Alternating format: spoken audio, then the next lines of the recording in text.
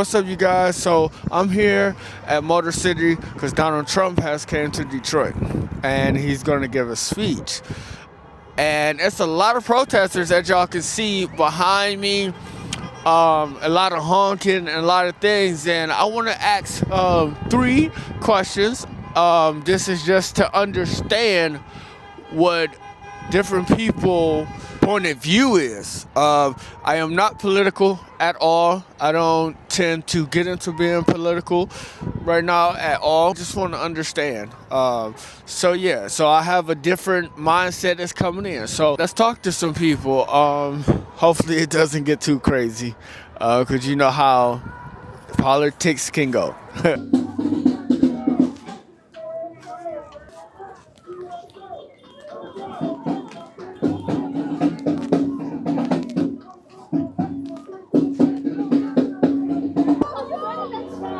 Yes, and we come out in our friends, and they told us that he's gonna come and be stopping the people out here on. So I got three questions for you. Go ahead. The first one is, when you heard that Trump is coming to Detroit, how did you feel? I felt that any person who's responsible for killing people in the streets, any person who says that we don't have a right to protest vigorously, any person that tears down black institutions like at the Smithsonian, at Arlington Cemetery, and many other places, and attacks black leaders, he has no business being in Detroit. He doesn't have any business being in the office of the president either. Okay, so the second one is, why do you think Trump is so controversial? Why do you think the world so split? I think, first of all, a lot of people don't understand it. You know, there is a significant base of racism to begin with that supports Trump, because when we say we don't want a racist president, they do. But they're not the majority. And I think that the country is divided along those lines, and some people actually take him on faith. And when he says he was put in by God, there's some people that actually believe stuff like that.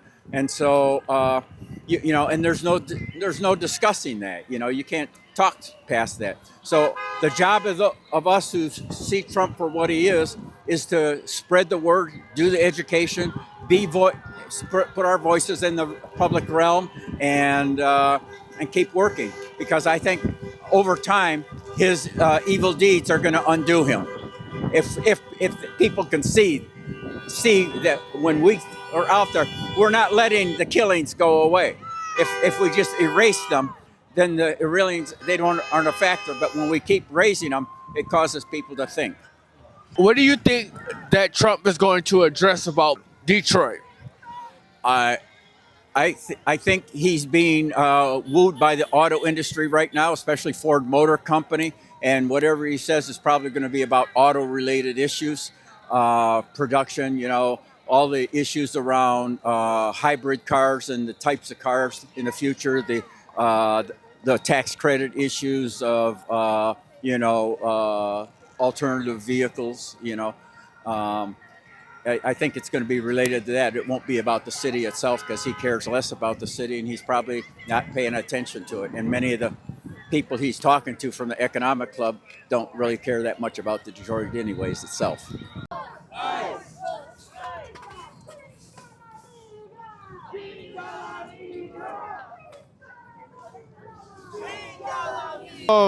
Three questions for you, just basic. The first one is, when you heard Donald Trump was coming back to Detroit for the second time, how did you feel? I was like, I just really don't want him here. Like, it's bad enough that he's like the ruler of our country, but like, it's just like, why are you coming to a place that's so diverse when you hate diversity? So, second question is, if you can tell Donald Trump something, what would it be? So tell us about Lake Michigan. I don't think that's the most important thing, but like, it's like, I guess just like, think more Like, why don't you think more about like your citizens who you're supposed to serve? We could be in a better country. Thank you. I appreciate you so much. A lot of protesters back and forth for Trump supporters and Trump supporters. However, what side are you mostly on? I'm on the side of human beings and the rights that we have to live our lives as human beings. I am against people that truly want to hurt my friends, my family, my neighbors, my community, my state, and my country. What's happening right now is what I am against.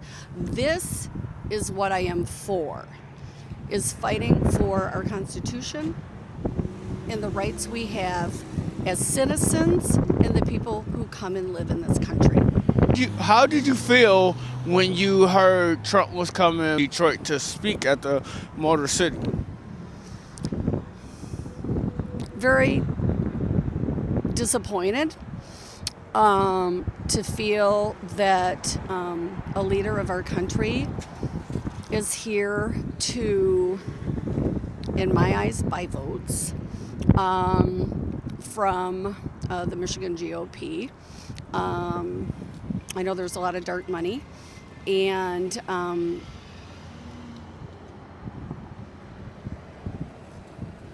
is it to bring more ICE to Detroit? They are here. You know, when I first heard, I knew I had to get active. I needed to be out here, and I needed to, again, support those people, which are all humans. I needed to be here to support others. Why is Trump so controversial? Mostly because of ongoing propaganda. I think that 90+% of us, I do believe, are caring humans, and we do look out for others in our community. I think that this ongoing different sources of media are pulling us against one another, and we shouldn't be. We shouldn't be pulled apart, and I think that that's why there's the controversy and the kind of the blind spots in media, because of the fact that we've got one source saying one thing, another source saying another thing, and there's not that non-biased outlook that many of us in the past have been very used to. I think there's the controversy is because, you know, we really have people that just really hate the rest of us, and people that truly, even the ones that, you know, are against, or we're thinking are against others, you know, is this truly who they are, or is it just being so pushed onto them because of the fact, you know, this is something that I mentioned to, you know, being an educator, that, you know, why do we lie to our kids? You know, we are always telling them to be lifelong learners.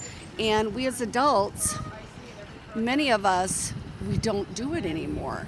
We are not lifelong learners, meaning the controversy starts with him is that people aren't willing to go out and research first when they see something happening. Go out and research it, see who's covering those topics, then make our own judgment. And I think a lot of the controversy has been pushed on to us rather than people going out and making judgment calls on their own.